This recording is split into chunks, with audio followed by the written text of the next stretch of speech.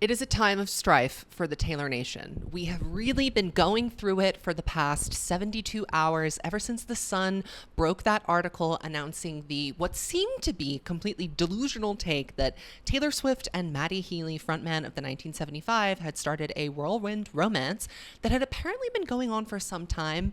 Much to think about and interrogate there. When that was announced, we all collectively lost our minds, and many of us, myself included, were saying this can't be true. But those of us who have chronicled the life and times of Taylor Swift for an extended period of time, like myself, knew deep down in our hearts that this was true. And there are a bunch of reasons why it is true. And also, I do understand why there is a strong measure of reasonable doubt. Before I get into each component of why this is possible, why it might not be possible, what the hell is going on, what this means, what's happened with Joe, how Taylor is feeling in her mind by my own very best guess.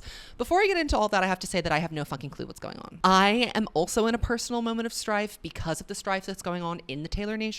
So what I'm going to be doing today is just, having a small, measured, controlled breakdown, and you're going to watch it and leave comments and have your own breakdowns down below. I will ask that we be respectful to all parties involved, including Matty Healy, frontman of the 1975, who I have occasionally called the smelly man, and that's because he often looks unwashed. Sorry, he does. And, my bafflement and confusion at her dating him, or the possibility of her dating him, really stems from the fact that I don't get it. Like, I just don't fucking get it. I don't get how he's attractive. It doesn't make sense to me.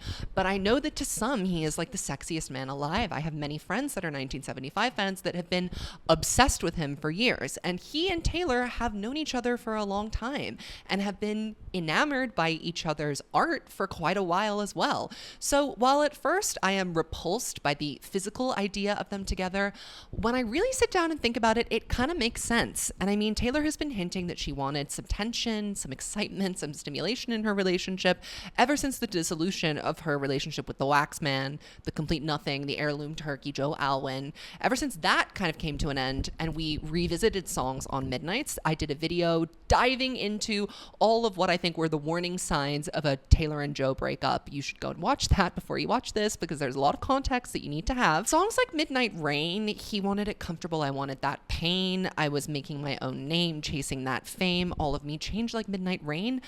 That adds up to the way that Matty Healy lives his life, which is recklessly, with abandon, and without care for how he is perceived by others. And sometimes that works in his favor as a, brilliant genius artist, and sometimes it completely works against him when he makes an ass out of himself by saying some stupid shit that gets taken the wrong way. Basically, Matty Healy kind of forgets that he's super famous sometimes, and Taylor Swift's modus operandi for her entire career has been the exact opposite of that. She is a highly calculating snake that we know and love. She, double and triple checks all of her boxes. She thinks through every decision that she makes, especially when it comes to her public persona and her career. And that's why this scenario is so perplexing, because if one were to sit down with a PR team and brainstorm people for Taylor Swift to date in order to, make sure that she was still brand safe and, adhering to the very fastidious image of goodness that she has crafted over the years, Matty Healy would not be coming up on the PowerPoint deck. He would not be on slide 1. Maybe he would be in the section of the PowerPoint called Men to Stay Away From at All Costs, lest you wish to lose your career again. Maybe he would come up there, but he would not come up in the people that Taylor Swift should date. However, now I'm going to try and play devil's advocate in this video. I want to be as impartial as I possibly can and examine all sides of, what could this be about and how could it pan out. There is, my first kind of instinct was to think that it was a PR stunt, even before he showed up at the Nashville show, which he just did. You know what? Maybe before I get into it, let's do a breakdown of the series of events so that we're all on the same page. Okay, so the Thursday before the Nashville shows, which were Friday and Saturday of this week, I don't know when you're watching this, but basically the day before one of the Nashville shows, a story broke in The Sun, which is known to have reliable Taylor exclusives. I hate to say it, but they are, when they have an exclusive from a source close to Taylor, they are more often than not correct. They reported that Taylor was working on new music, Midnights, before anyone else did in August, the beginning of August, before she announced it at the VMAs, which was like end of August, beginning of September. That's a pretty big scoop to get. And you're only going to get that from someone that actually knows what's fucking going on. So this source close to Taylor mentioned in extraordinary detail that Taylor Swift and Matty Healy had been dating for some time. It didn't give a specific time period. It only cared to make note that Taylor and Joe were officially finished in February. My hypothesis and my feeling is that they had been done before that. I think even when Midnights was being written, it was not in a good place, given the material that we got on the record, the foreshadowing that was done there. Even though they were pictured holding hands in October, was it a little bit of a stunt? Was there some sort of an agreement to keep the dissolution of that relationship on the DL until tour had started and, you know, there was nothing to distract from? Maybe, perhaps so. Taylor has always been strategic about her relationships. I want to be very careful here in that I don't like to do the tin hatting thing and that Taylor Swift pays all of her boyfriends, or every relationship Taylor Swift has is for some sort of publicity stunt. I don't like to do that because it veers in a direction that I don't like. I think if you know what I'm talking about, then you know. So if any of that conspiracy theory stuff starts going on in my comment section, I will be limiting that because I don't like it. I don't agree with it. But one thing that I can say to that side of the fandom's credit, one thing that they kind of have right is that Taylor has a calculated approach to her relationships. I mean, relationships for Taylor Swift are not like relationships for normal people. They're not purely about whether you love someone or whether you want to be with them. There are other factors to take into consideration. There are things to gain from dating the right person and things to lose from dating the wrong person. So if you are going to choose to, capriciously fall in love with someone who might, have something that you stand to lose, then you need to be pretty careful about how you message and announce that relationship. What you want to do is kind of stage manage how people perceive your relationships and in turn, how they perceive you. Because unfortunately, whether you like it or not, the woman is always responsible for the man's actions. That's, we live in a misogynistic society. That's just the way the cookie crumbles. And everybody loves making Taylor Swift the national lightning rod for men's issues. So it's important for her to not associate with people who are extremely controversial or reactionary, which is why the pairing of her and Matty Healy makes no fucking sense from a PR perspective. She stands to gain very little reputationally from dating him. It's not like he's a bigger celebrity than her. The one thing he might have that she doesn't have and might want is a little bit more street cred with alternative music, but I don't think that's super important to her because she's currently trying to be the biggest pop star in the entire world.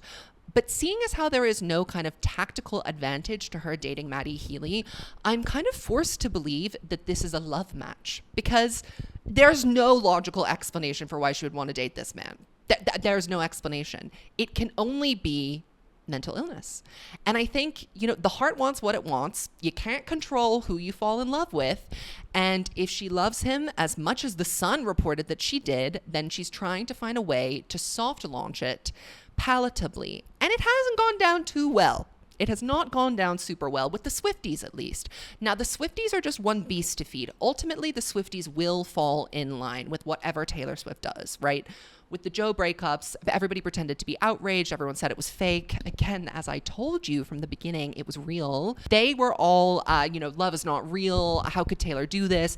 And now, a couple of weeks later, they've fallen back in line and it's fuck Joe. I mean, it's comical at this point. So right now, it's we hate you, Matty Healy. You're the worst person in the world. Give it a month. If this is still going, then they will relent. They will give it up. I'm telling you, mark my words and watch this space. That is exactly what will happen. The people that she really needs to kind of manage, I guess, are the general public. Those who are fickle, those who may or may not buy a ticket to the show, those who may or may not choose to tune in. Matty Healy in general is actually pretty well liked. I mean, the Swifties forget that we live in an echo chamber of crazy people and insane, terminally online human beings. Matty Healy is a pretty beloved artist. He is, whether you like it or not, kind of a genius. I love the 1975. I'm a huge fan of their work. I've seen them in concert multiple times. He's a great performer. He's a great songwriter. He's a great musician. He's very charismatic. He's pretty well loved, especially by the English, who are pretty well loved by Taylor Swift.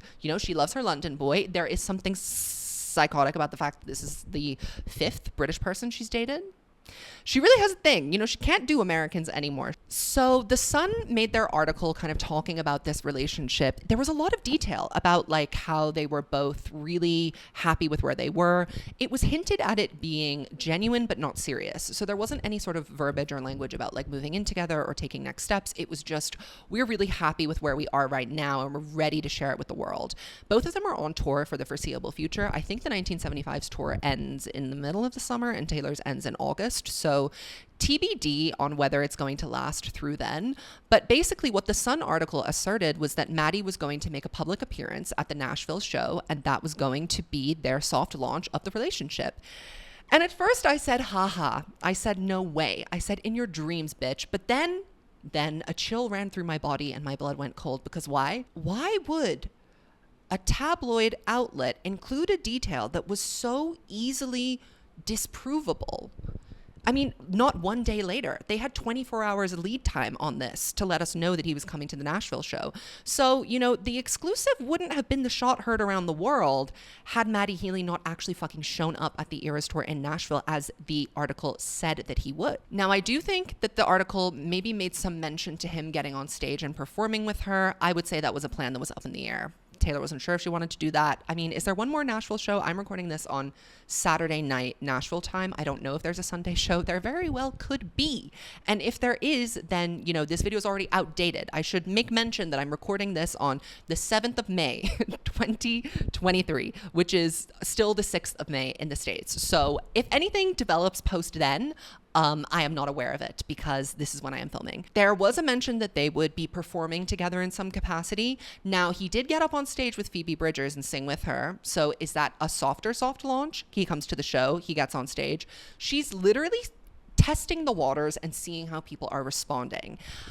I think that also whenever a headline like this picks up steam that Taylor's dating someone, a rebuttal comes pretty soon from Taylor's camp, from another source close to Taylor. And usually that source goes to People Magazine or Us Weekly, one of the tabloids that is friendly with Taylor Swift and gets Taylor Swift exclusives. The Sun is slowly starting to become one of those, by the way. Usually, Tree Payne would make a statement and say that's not true, or would say something else about how Taylor didn't have time to date or she was busy. Cricket.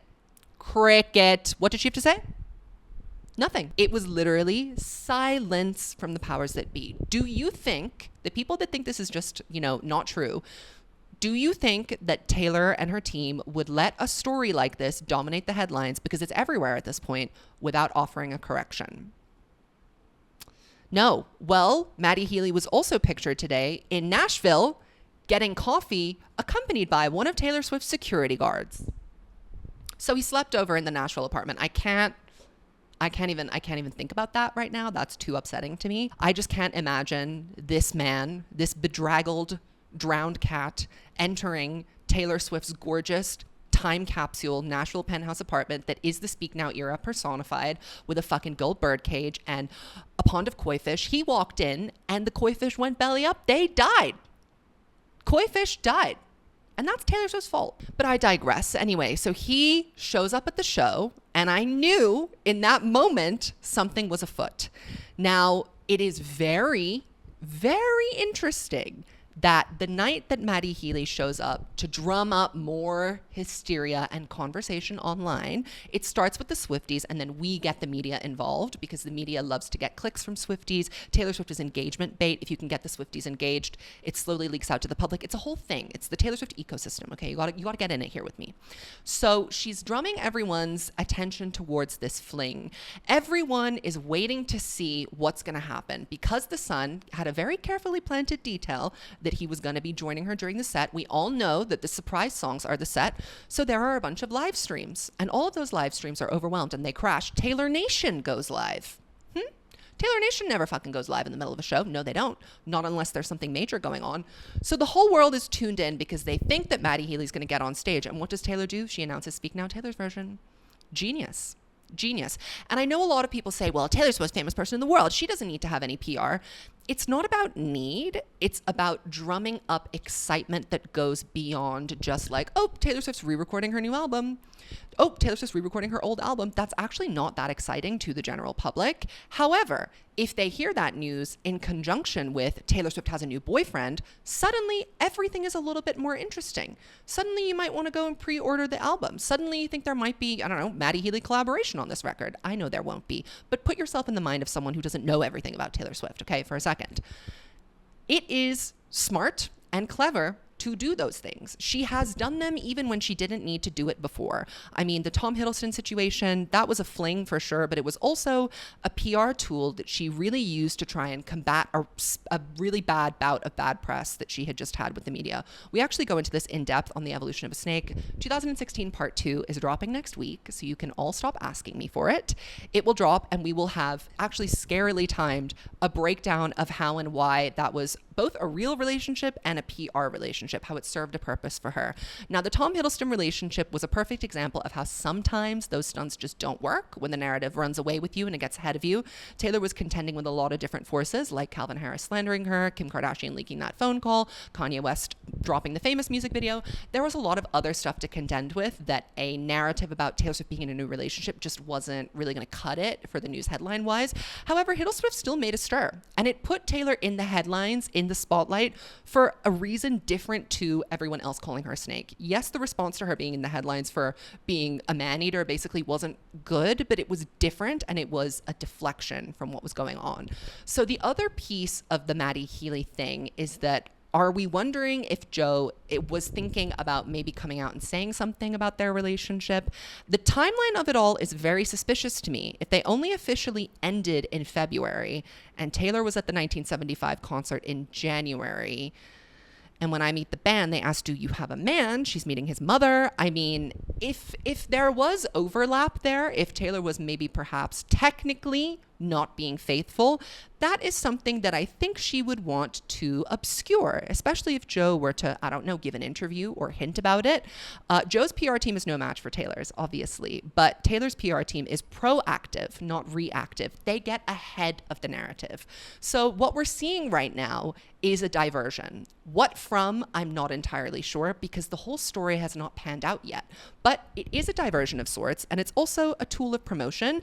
And also, I think it is a real fling that she's having. Do you see how all of these things can be true at once?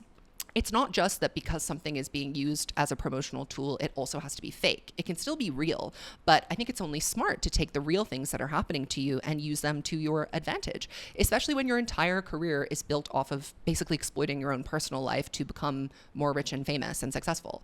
It makes sense. Taylor has done this since the beginning of time. So the pearl clutching about why would she ever do a PR thing? Let's cut that out. Let's also cut out the fact that this is solely PR and has nothing to do with her. Because the other piece of this is that she's been acting fucking crazy. She's literally been acting insane. The likes of which I have not seen in all my years of cataloging Taylor Swift's various mental breakdowns in public.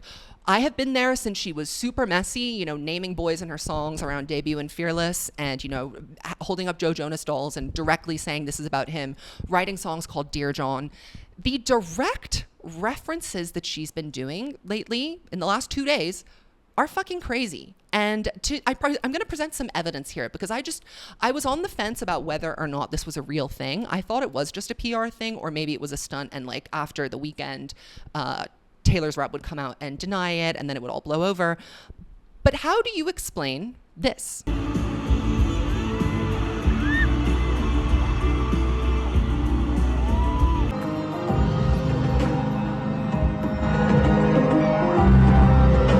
Am I to believe that the song About You by the 1975 is about Taylor Swift? And am I also to believe that Cardigan, the famous trilogy song, is about Matty Healy? Now let's make an argument for and against, okay? For About You being about Taylor, I mean, you could really say it could be about anyone because it's a vague song. It's not that specific. And Matty doesn't talk at length the way that Taylor does about the inspirations behind his songs. So that can go one way or the other. Cardigan, because I'm more familiar with the Taylor Swift lexicon, is more interesting to me. Cardigan was billed to us as part of this stupid trilogy that no one cared about, aka it's fictional. It's totally made up shite. Now, Isn't it easy to write songs about other people when you're dating someone that you're not ready to break up with, as long as you just say this is folklore, this is fiction? I said this from the beginning, that folklore was a really clever way for Taylor to obfuscate writing about feelings that maybe she didn't want to have dissected as true or autobiographical. The issue that she started running up against in Lover was that people were mining her current works against the current relationship. Usually it was by the time that the record had come out, the relationship was done and she was happy to, take a shit all over whoever it was she had been dating. Now, like with Death by a Thousand Cuts, because it was a breakup song on an album about love and she was in love with Joe, she really had to go out of her way to be like, I wrote this about a movie. So she learned from that experience that she could obfuscate the real facts of the matter by just pretending it was made up. So the argument for Cardigan being about Matty Healy is the same argument that you could make about any song on Folklore being about anything, which is that it's all fucking made up shit. And it could be about anything that you want it to be. Cardigan is also a song about missed connections, though. If you really get into the meat and bones of About You and Cardigan, they are about timing. They are about things that maybe could have panned out that didn't. They are both reflections, ruminations from people that have missed some opportunity to be together. So Taylor gets up on stage and does the exact same thing that Matty did on stage the day before in Manila, where he flew to Nashville specifically to see this show. He flew the day of the show from Manila in the Philippines to Nashville, and this is what happened. There is no logical explanation for what she's doing here, what she's implying, other than saying this song was about Matty Healy and I love you, Matty Healy. He was in the audience. She was talking directly to him. And it's cricket. It's literally cricket. And I am enthralled. If I can speak my truth, I am enthralled by this. I had a mental breakdown at first because I was like, what the fuck is going on? I don't want Taylor to get dragged. Now I'm kind of in a place where I said this was going to be the summer of mess as soon as her and Joe broke up. Go and watch my videos. I feel like I have scarily predicted some of this. I said it was going to be messy. I said that she wouldn't be single for long because she can't. That's just not her vibe. Never has been, never will be. And I am intrigued. I'm on the edge of my fucking seat, okay? I bought tickets, I got popcorn. At the end of the day, if we can be real with ourselves, these are essentially fictional characters to all of us. We don't know them, their lives, their romantic lives don't matter to us. It's fun, it's sport, it's March Madness. And the people who are getting like genuinely outraged and upset about this, I really think you need to go outside. I think you need to take a breath. I think that if Taylor is dating someone that is objectionable to you, why does that have to reflect something about Taylor? Like, why are we making her responsible for like the words and actions of a man? If she chooses to date someone that says questionable, fucked up things, well, that's life, baby. Not every single person that you encounter and meet and love in this world is going to have a perfect track record of being a squeaky clean human being. Now, I don't want to get into all of the reasons why people hate Matty Healy because that's not relevant to me, and I'm not interested in like participating on these like cancel culture dog piles. That's just it's not my vibe, especially because I think a lot of the stuff with that is either being taken out of context or it's being twisted in a very specific way. I admire Matty Healy as an artist. As a human being, I don't really know him that well. I don't really care to know like who he is as a person. The only thing I care about is that Taylor Swift is happy. Ultimately, at the end of the day, that is my vibe. That's what I care about, and she seems to be living her best life. She's entering an era of Bleachella. It's stronger than anything we've seen before. I mean, it's hard to stress how unique it is for Taylor to kind of confirm or to heavily hint at something like this on stage. She has never done that before. She has never like addressed a tabloid rumor so indirectly and cheekily and with such gall on stage before. The only kind of parallels that I can think of are when she said, "This is for the boy from Michigan," when she sang Back to December in Cedar Rapids. That's the only thing that I can think of that she's done on stage that like directly spoke to an ex. Maybe her arm lyrics, she would write a little secret message to a boy in the audience. But this kind of direct on the fucking Megatron address to the public, I mean, she wants us to know. She wants us to know and she wants us to talk. So the pearl clutching about like, leave Taylor alone, blah, blah, blah, that also can stop, because if Taylor didn't want us to talk about it, she wouldn't be doing all of this shit. She wouldn't be having Matty Healy at the show. My hypothesis that Joe kept her locked up in the basement, that she was sick and tired of being private, seems to be panning out to be more and more true. I mean, my read on the Joe relationship, I have to say, to self-congratulate a little bit, I clocked it, and I think I'm clocking this right now. I think that this is going to be a fling, a brief period of time. I don't think it's going to end badly. I think it will end amicably, and I think it will last probably until the end of the summer, and then we're going to move on. Do I see Taylor seriously settling down with this man? No.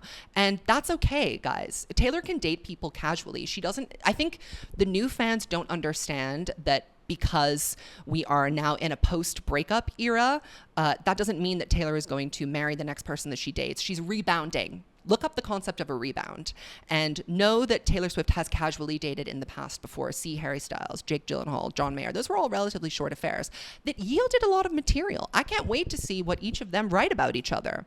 We're honestly in for a fucking treat. So I'm suggesting to you that you buckle the fuck in and have a good time and eat your food and shut up and enjoy Speak Now Taylor's version when it comes out, because it's just not that serious. And it's fun to be like, oh my God, I'm having a meltdown, which I for sure have been doing on Twitter over the past couple of days.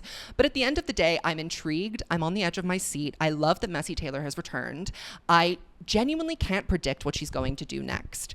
And I think the new Stannies just have to buckle in, because you haven't experienced this, because all you've known is Joe is my one true love, my boyfriend, my soulmate, and all I care about is privacy. That's clearly not what she cares about anymore. Her priorities have shifted. This is why I said Midnights was a transitional album. It's like between one thing and the next, between iterations of her. A collaboration between the two of them would be great. Another idea that people have been having is that this is drumming up promotion for some sort of collaboration. I could 100% see Taylor doing something with Matty for 1989 Taylor's version. Let's also talk a little bit about the timeline of them potentially hooking up before. So Taylor and Matty have been in each other's lives for quite a long period of time, and they first kind of started subliminally interacting with each other in 2014, right after 1989 came out. So the 2014 timeline, thank you to Ariana for helping piece this together. November 8th, Matty wears the 1989 t-shirt and Taylor reblogs it on Tumblr. Then November 21st, she goes to their concert in LA and she meets Matty and takes a video for Matty's manager's daughter. November 22nd, she wears the 1975 shirt out and about. And December 5th, she goes to their concert in New York with the girls. And we all know what allegedly happened there. So that was basically it. It was a whirlwind month, and I don't think that it went further beyond that, because Taylor fell into her relationship with Calvin Harris pretty quickly after that. There was some connection there, and there were rumors swirling in the press that they were in fact dating at that time. Do I think they were dating? No. Do I think maybe they were talking and flirting and hooking up? It's very possible. Some more kind of evidence that they've been getting closer as of late is that Taylor got to hear Being Funny in a Foreign Language a couple of months before it came out, and she said that she liked it and thought it was really funny. Matty Healy also worked a little bit on Midnights with Jack and Taylor, and that material has yet to come to fruition, but he was involved. And Midnights, we know, started getting recorded, I think, around after Red Taylor's version came out. So at the end of 2021 and the beginning of 2022. Do you see how far back this goes? It's very possible that they fell back into each other's lives as artists and had some sort of rekindling of their love over their shared passion. And it's nice to see that Taylor potentially has a love match with someone who is paired with her on an artistic level and can understand her commitment to her craft and to her job and to her work.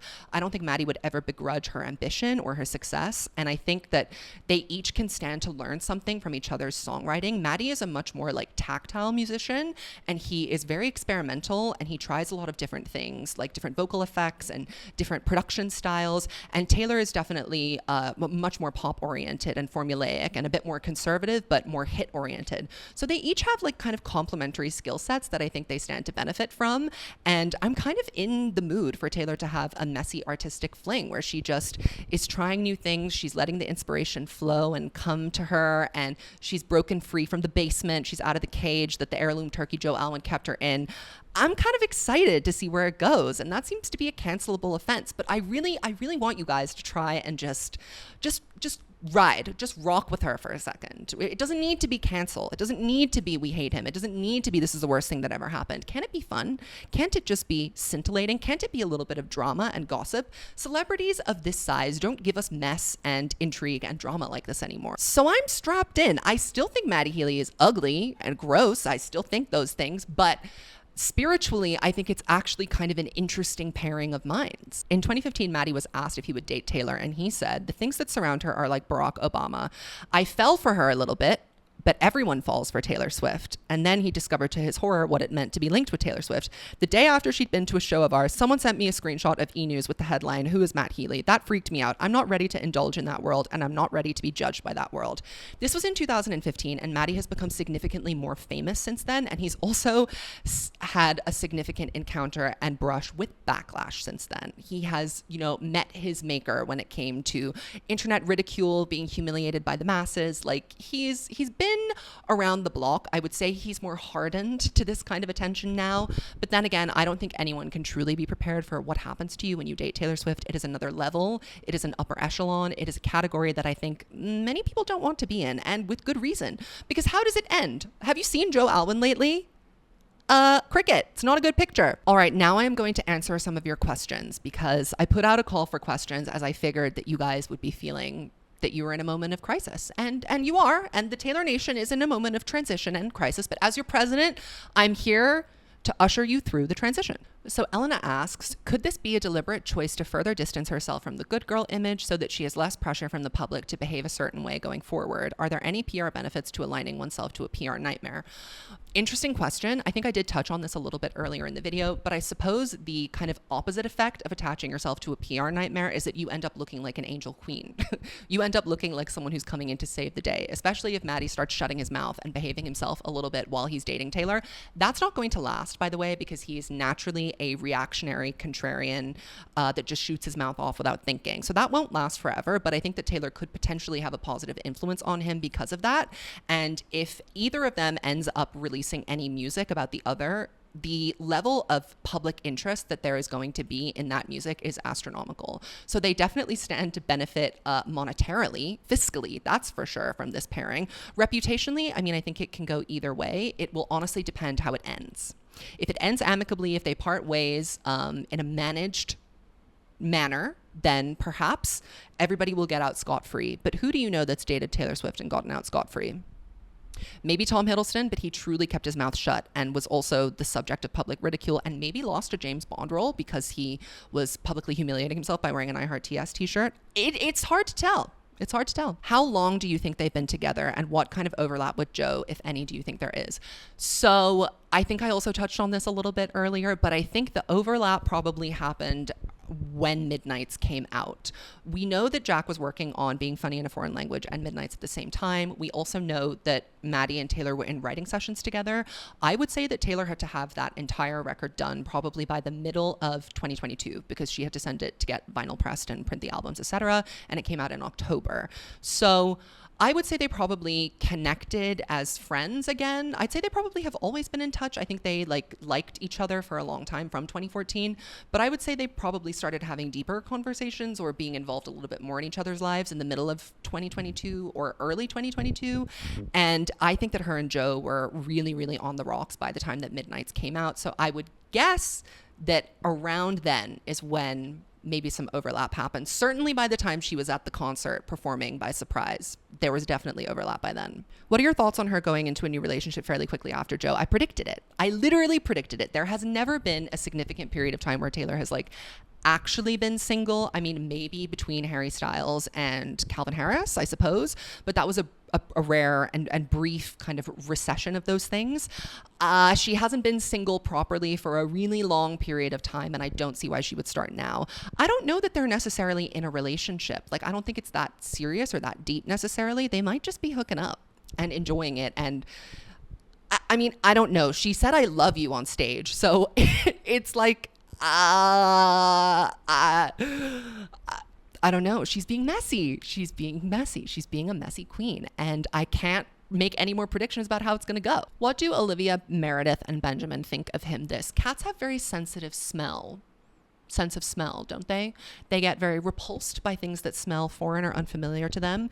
And I am of the opinion that he smells like a crate of old lobsters that have been left out on the harbor in New Hampshire for, days on days in the middle of summer. I think he's stinky. So I think they don't like him. When can we expect to see them out and about in NYC? I don't know. I don't know. Taylor's on tour, but that has not stopped her from, you know, making appearances when she wants to. I think the next logical step in this relationship is going to be them being pictured together. She's already letting us know they're together by having that picture of him with the bodyguard getting coffee in Nashville. Again, thinking of him in that apartment makes me want to throw up, but I'm trying to be positive. Okay, I think that's all that I have to say about this scenario. It is truly a question. Another crazy thing that she did was this evening in Nashville, she played Out of the Woods and said that it was a song that had a lot of questions. The girl is all over the place. She's giving us drama. She's giving us antics. She's giving us Haler. She's giving us Matty Healy. She's giving us everything but I Love My London Boy Joe Alwyn. Anything but that. So I literally am strapped the fuck in. I can't wait to see what's going on. I encourage you all to just have fun with it. Let's rock. Let's rock and just sit back and relax. And if it gets bad, it gets bad. Then we can freak out. But like for now, it's funny. It's camp. It's literally camp. And if you want to have more conversations about this in an unfiltered way, come to our Patreon, patreon.com/swiftologist, or my podcast, The Evolution of a Snake. We have unfiltered conversations about stuff like this all the time, and you don't have to worry about getting piled on by the randos on the internet. So I will see you there, and I will see you in my next video. Shout out to me for doing 2 emergency videos this week. I'm tired, but you know, I have to, as your president of the Taylor Nation, show up. And maybe I'll do this at the end of all my videos. To my 21,000 Swifties, you are the best thing that's ever been mine. Goodbye.